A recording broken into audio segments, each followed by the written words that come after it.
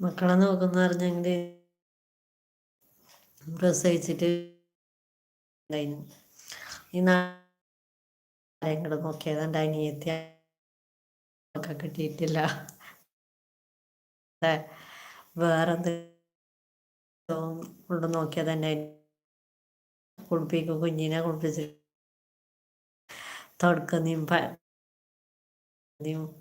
അങ്ങനെ തുണി ചുറ്റുന്നത് പണിയായിരുന്നു.